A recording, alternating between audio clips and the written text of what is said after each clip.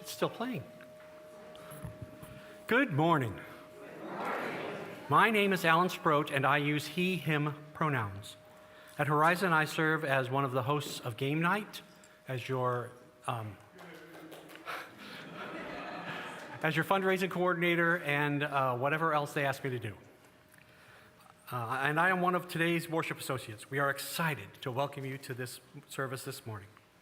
We are so glad to have you with us today, whether you're joining us in person or virtually, whether you are here for the first time, or if you've been attending longer than you can remember. Here at Horizon, we welcome people of all faiths and of no faith in particular. Whoever you are, whomever you love, wherever you are on your journey, you are welcome among us. As a community, we also welcome the sharing of joys, sorrows, and concerns. You are welcome to fill out a Joys and Sorrows slip found in the pockets of the chairs in front of you and from the Joys and Sorrows table. And you can light a candle. This can be done at any time before the service or during the service through the offertory. Before we begin worship, we have a few announcements. You are also encouraged to read those found in your order of service. First, today is an all-ages service. Children are always welcome in worship, and today children 6 and under can spend part or all of the service in childcare. Second, please join Horizon for a light lunch after the service in the fellowship hall to celebrate our church community. We ask that you allow those with the after-church small groups to go to the front of the line so they can have a bite to eat before their sessions. Third, please attend the Transgender Day of Remembrance service here tomorrow night at 7 p.m., led by our Radical Welcome team. And last, everyone is invited to Thanksgiving potluck this Thursday afternoon from 1 to 3. Sign up in the church lobby.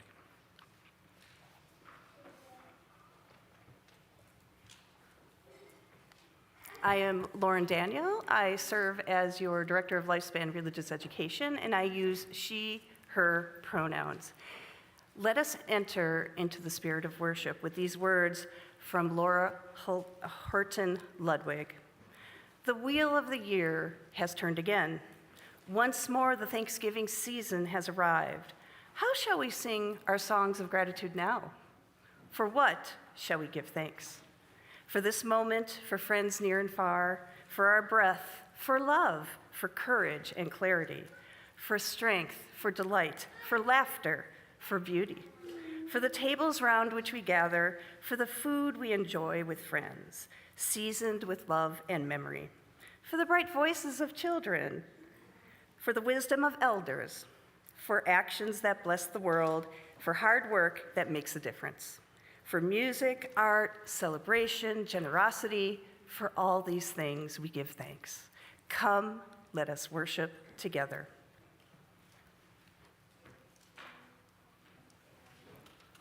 Today's chalice lighting is from Nick Wilborn. We gather together today to share and give thanks, to tell stories and break bread and be together in community. We light our chalice this morning in the spirit of thanksgiving, grateful for this blessed opportunity to be together. Please join me in the words of our affirmation projected on the screen behind me or in your order of service. Love is the doctrine of our church. The quest for truth is its sacrament, and service is its prayer. To dwell together in peace, to seek knowledge in freedom, to serve humanity in harmony with the earth. Thus do we covenant together. Please rise in body or spirit for our opening hymn, number 16 in the great hymnal, "'Tis a Gift to be Simple."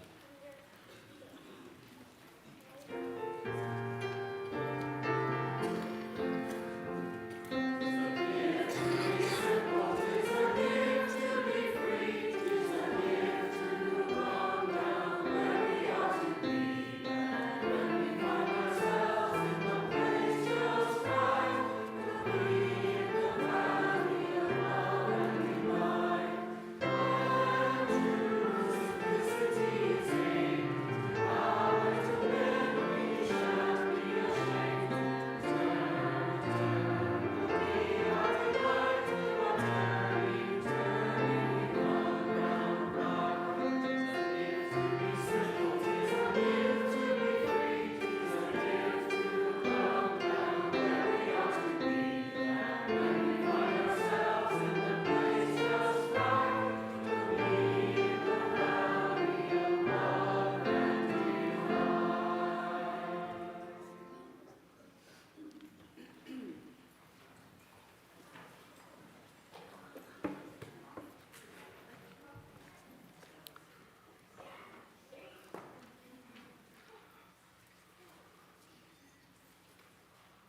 The monthly theme at Horizon is generosity.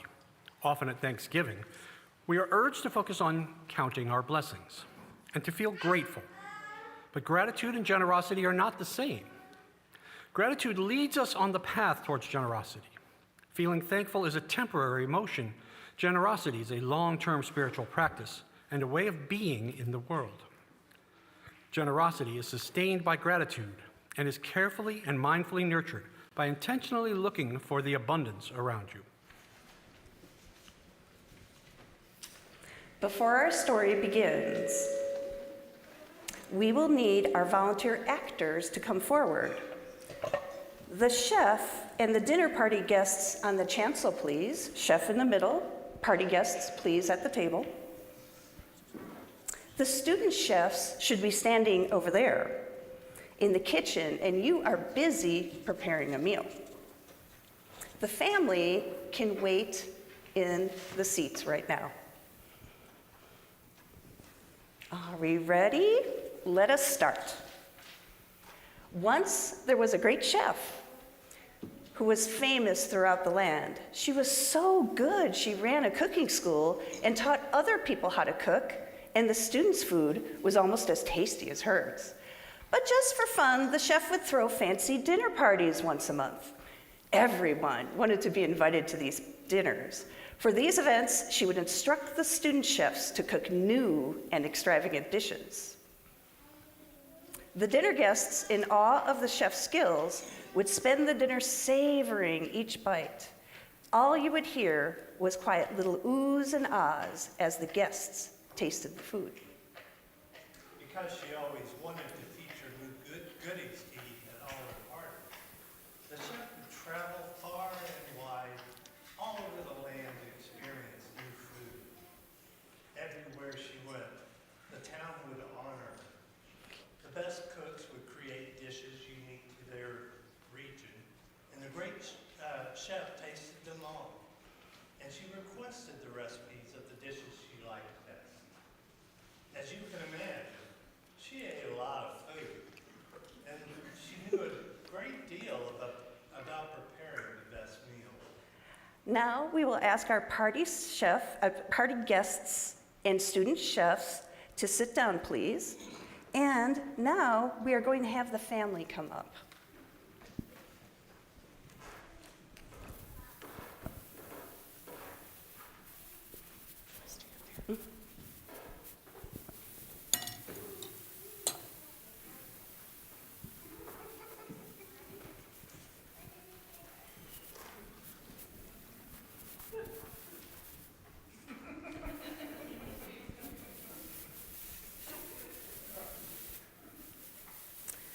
As we begin this part of the story, the chef is in her car on a rural road. One evening, while traveling home, the chef was so far off the interstate she lost her GPS signal. The chef got turned around and hopelessly disoriented. She spotted a small village, a small country cottage, and she took a chance. She drove down the long driveway and knocked on the door, hoping to ask for directions to the hotel. The father answered the door and greeted the chef warmly. The family insisted that she spend the evening with them, and happily she was informed she was in time for dinner. They seated the chef at their modest dinner table and got busy bringing out the food. The father took a casserole out of the oven, and one of the children ladled out we should probably wait for the soup, huh? Before she starts ladling. One of the children ladled out big scoopfuls of savory vegetable soup. The other child brought out freshly baked bread.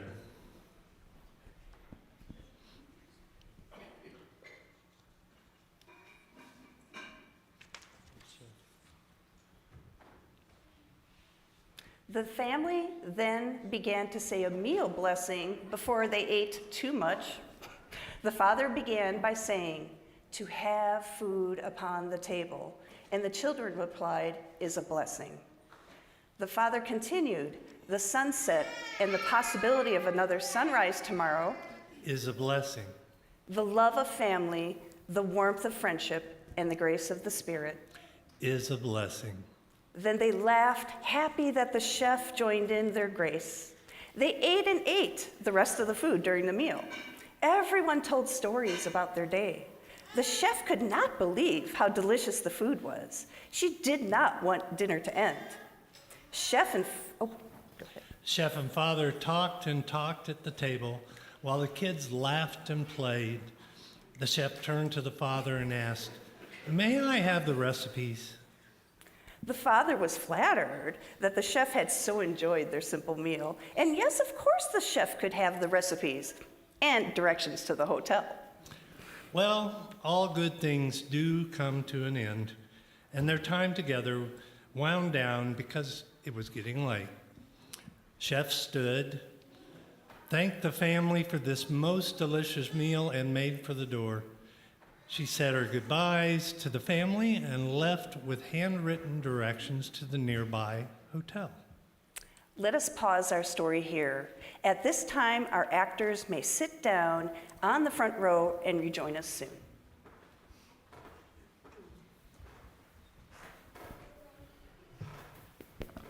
At this time of Thanksgiving, when we are grateful for all that is good in our lives, your generosity, your pledges and donations help support the ministry and the mission of this church.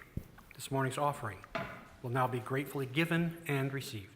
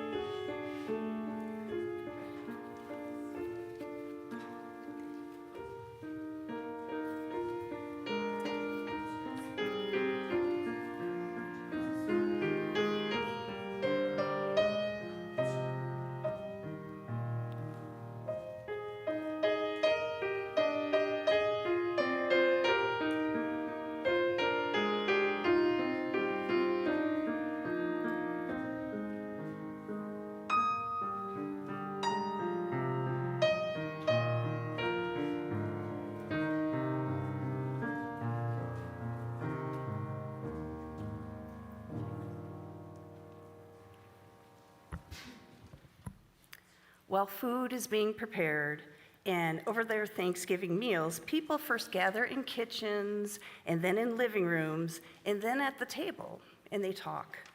They might talk about many things, and some of these are the joys and sorrows in their lives. And now we'll take a moment to share the joys and sorrows of our community.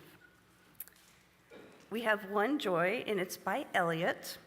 And Elliot said, "It was my birthday on Friday, and I got a new iPad." Happy birthday, Elliot.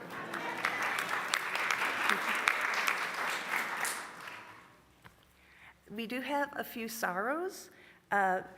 We're keeping in our heart and prayers the innocent people who are all suffering in the Israeli-Hamas conflict. Yes. I'm going to go ahead and light a candle for all the joys and sorrows that reside only in our hearts.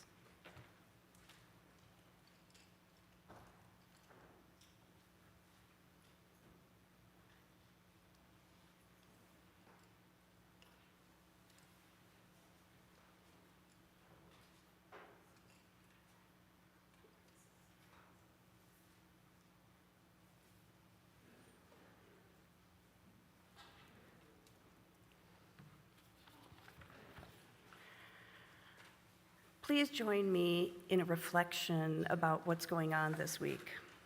Spirit of love, Spirit of mystery, God, let us be grateful for all that is good in our lives and hold all those with sorrows in love. We keep close those abroad who are experiencing difficult times, and the Transgender Day of Remembrance is tomorrow, and we especially hold close the memory of our dear Audrey Gale, who left us in February, much too soon. And we celebrate with birthdays, and we celebrate with anticipating the wonderful time we're going to have with family, with friends, with chosen family this Thanksgiving time. At Thanksgiving, may we feel thankfulness deep within our hearts and around us right now. May we be thankful for our time together. May we take the time to feed each other, to take care of each other, appreciate and trust each other, and say thank you. That is the only prayer we'll ever need. Now, please join me in a time of silent meditation.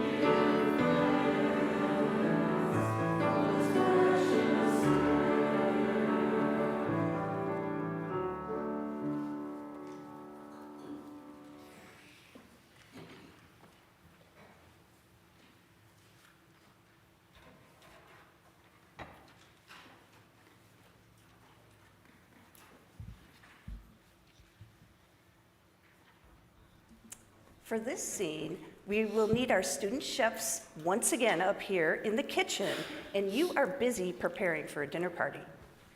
Party guests, we will need you in a moment, and so would you just gather right there when we call you up? All right, it looks like we're ready. Okay. Let's continue our story. The next morning, the chef was so inspired by the delicious meal that she drove straight to her school from the hotel. She immediately gathered the students around her, gave the young chefs in training the recipes, and told them to start preparations for a special, one-of-a-kind dinner party that she would hold the next evening with these brand new, fabulous recipes. The next day came. The chef and all the chefs in training were busy preparing the meals. The guests arrived and were quickly seated at the table.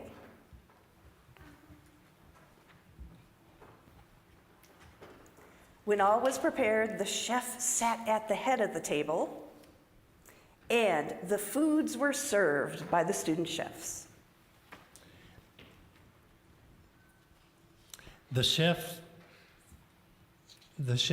took a bite and chewed, but alas, something was wrong. Something was missing. This was not like the meal she had at the farmhouse. The chef rose from the table and gestured at her chefs in training to join her a discreet distance from the guests. She demanded the students explain what they had done differently. Cowering, the students looked confused, but they promised they had to only follow the recipe. So the chef sent one of the students to go to the farmhouse to bring the father back to the culinary school.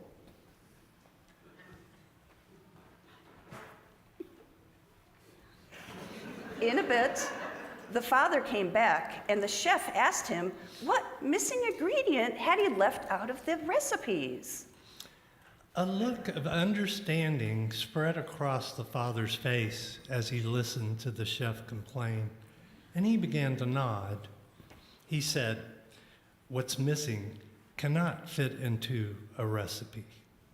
Did you and your guests make the meal together? Did you hold fast to each other while giving thanks? And did you share your stories during the meal?"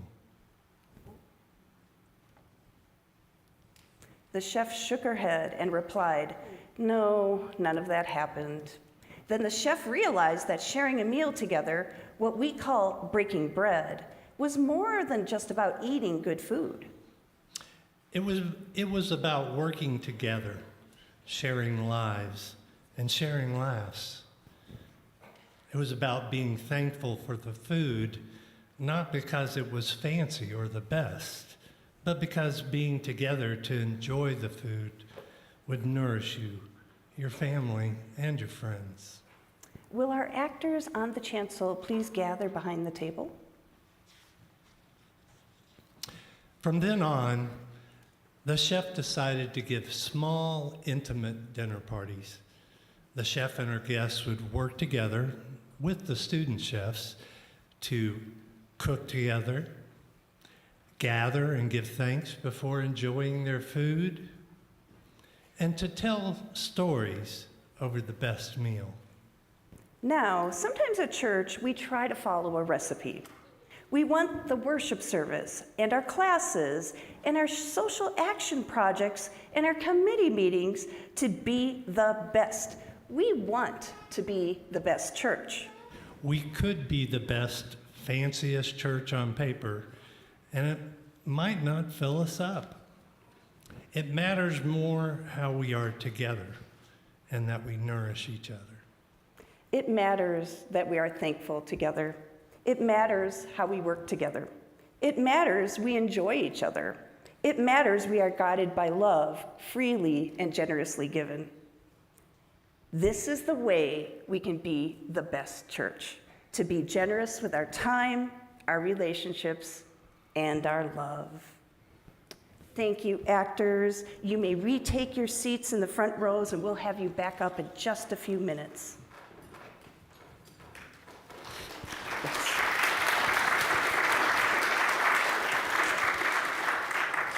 At this time, can the ushers bring forth the bread and put it on these tables up here?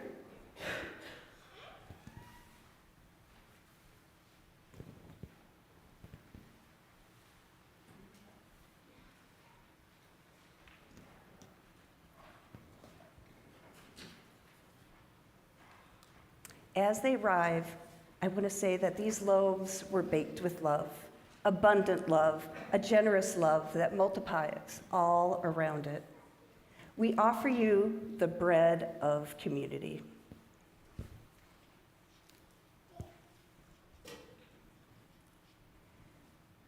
We are going to bless this bread and our community just as the family in the story bless their meal and themselves.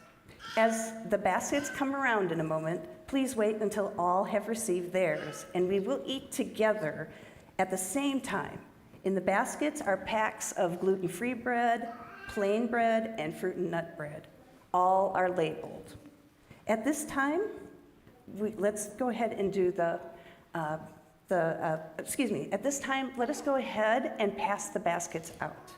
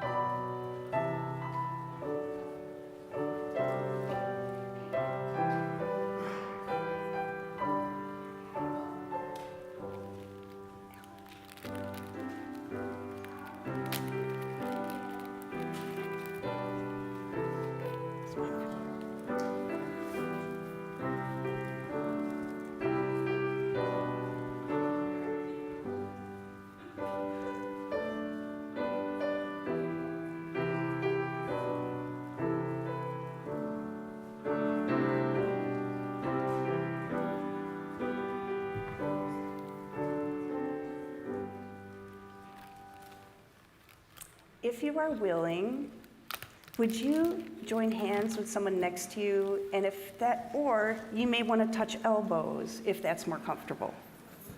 I'm going to touch Ellen's elbow here.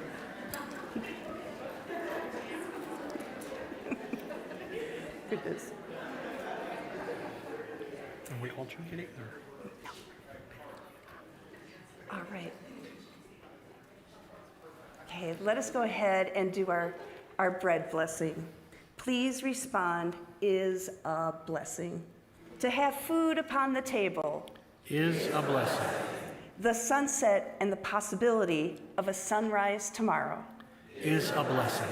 the love of family, the warmth of friendship, and the grace of the Spirit. Is a blessing. As we eat this small morsel of bread, let us think of those things for which we are grateful and ways we can cultivate generosity and be the best church. With thankfulness, let us eat.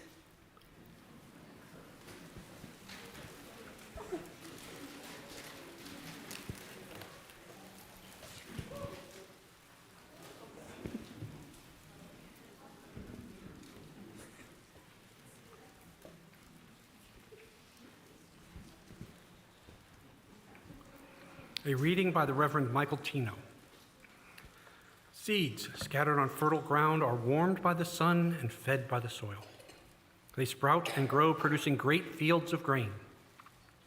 The grain is harvested and ground into flour and shipped across the nation. The flour is mixed with yeast and water and salt and kneaded, allowed to rise, and baked to bake bread. The bread is broken in the sacred space of this worship community and shared in this community of love. The breaking of bread is an ancient ritual of community and memory celebrated in many different traditions and many different ways. Today, as we approach the American celebration of Thanksgiving, we break bread together to celebrate the abundance of the harvest, the hard work of all who make our lives possible, and the community that gathers here to worship together.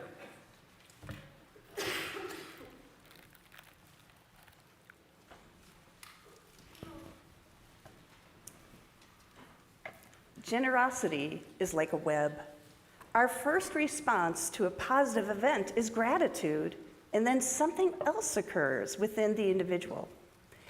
Our second response is reciprocity/generosity, to give a gift in return or to pay it forward.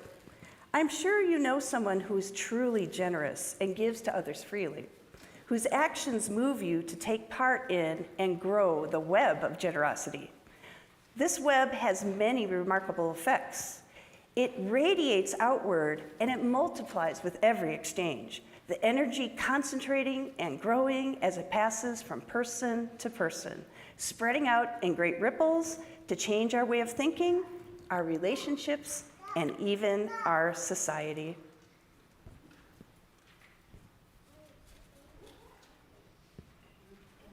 I'm going to start another story in a second.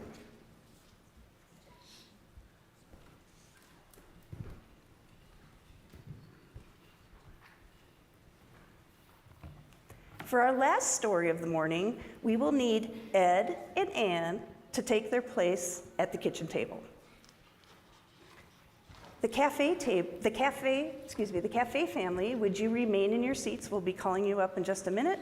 And Carmen, we're going to need you at the piano for this segment. Are we ready in our places? Narrators? Okay, let's begin. It was Thanksgiving Day. Ed and Ann were celebrating it together at their house.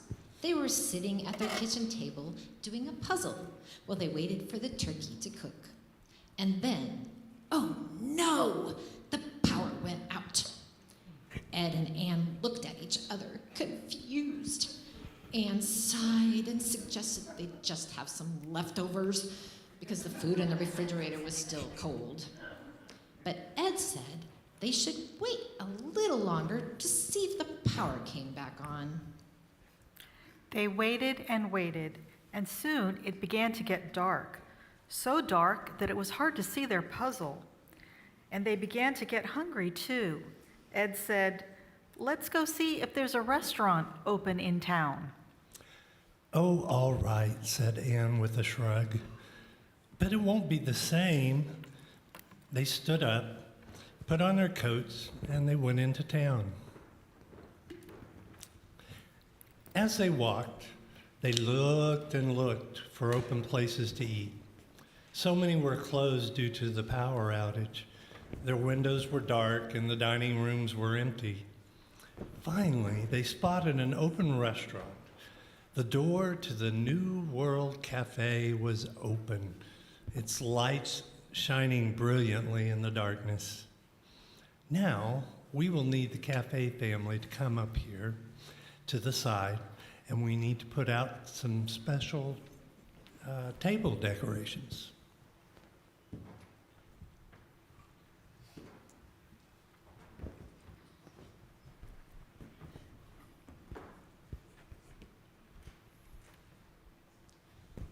Ed said, "Look, there's an open restaurant. And it has power, too. Let's eat there. I'm hungry." They went in and quickly hung up their coats. Anne looked around skeptically at the festive decor. Picking up a bearded figurine, she showed it to Ed. "Is this a Thanksgiving table decoration?" "Well, this one looks like a pilgrim. Maybe there's a cornucopia over there, but who is that man with the mustache?"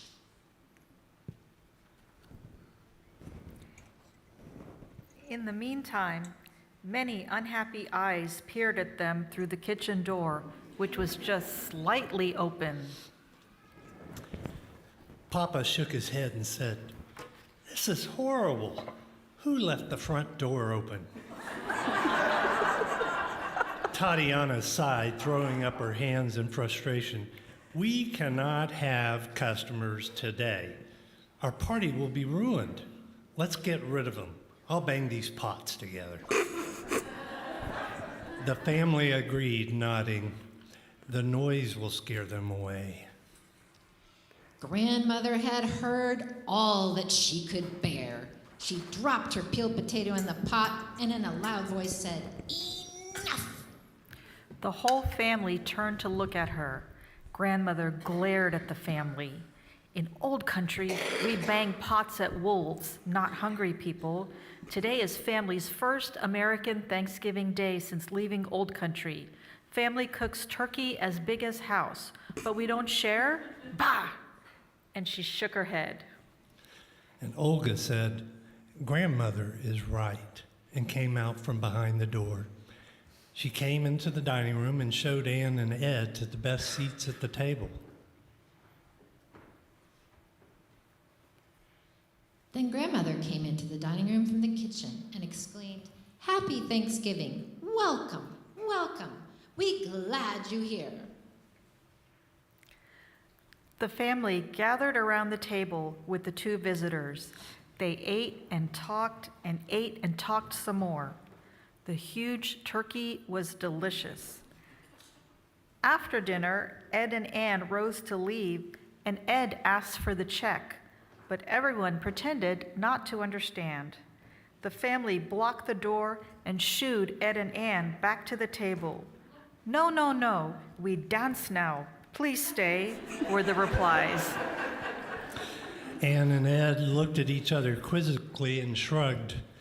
They had never heard of a family dancing on Thanksgiving, but they were having such a good time, they just said yes. So Ed followed the crowd upstairs to help move tables out of the way, and Anne gathered with another group and got to hold the new baby Sonia. There was a band, and it struck up a jaunty tune, and the dancers, bedecked in traditional headwear, got things started.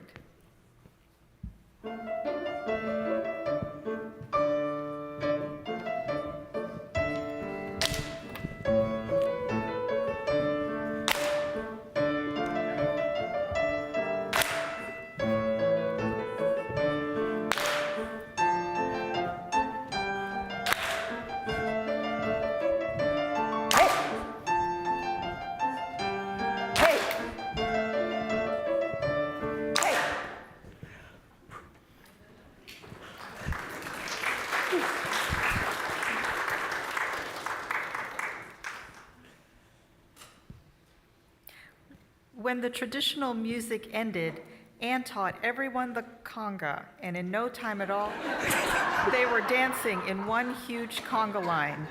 What a hit.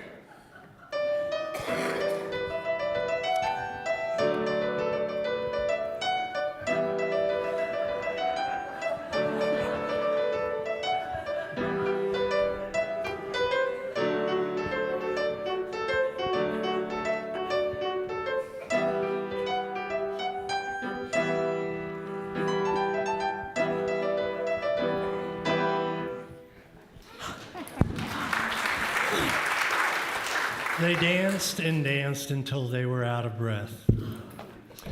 It was quite late, and Anne and Ed got their coats, and they said their goodbyes.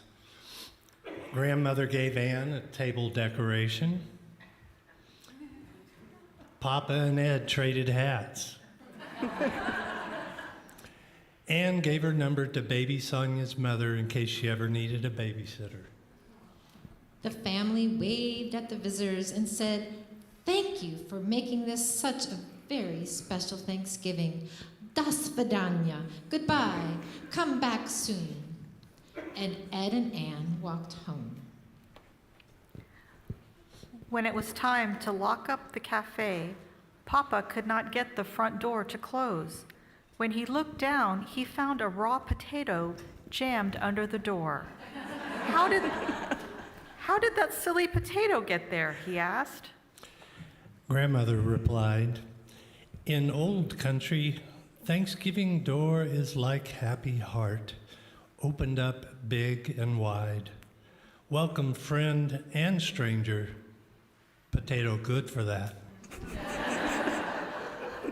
Papa held up the potato and laughed and nodded. "You are right, Babushka." Now, in this scene, we're going to ask our cafe family to take their places, and we're going to invite Ed and Anne back to the chancel.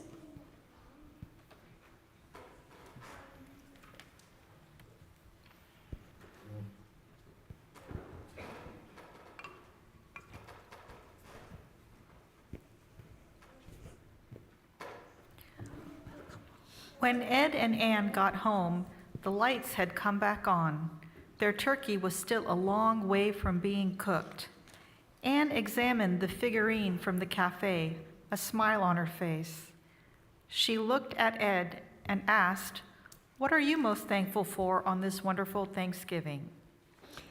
Ed tilted his head and thought, well, many things crossed his mind, but what was he most thankful for? "Well, my dear," he said, "I guess I'd have to say that I'm most thankful the power went out and we had to go out for Thanksgiving dinner tonight." "Oh, Ed," Anne replied with a smile, "Me too. Me too." Would all our actors and narrators stand, please? Before we conclude, let's extend our gratitude to everyone who so generously helped with our worship service this morning.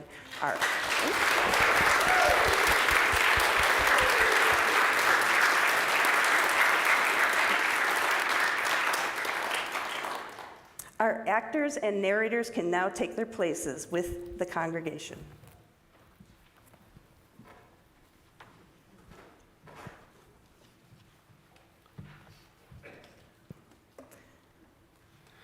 We extinguish the flame, but not our commitment to Horizon's mission to welcome radically, love boldly, grow spiritually, and serve courageously. And we do this because we envision a beloved community filled with compassion, helping all to thrive in a just world. Now please rise in body or spirit for our closing hymn in the Gray Hymnal, number 128, For All That Is Our Life.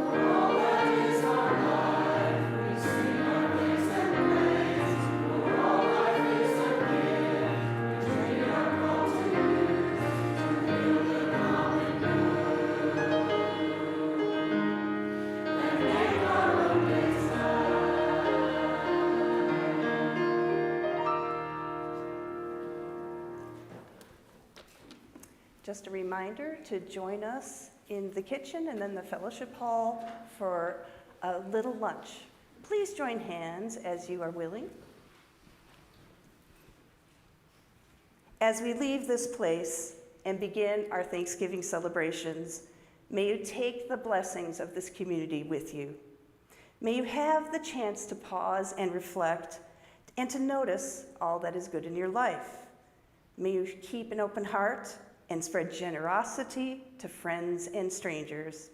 And I wish you the best Thanksgiving. May it be so, and amen. Go in peace.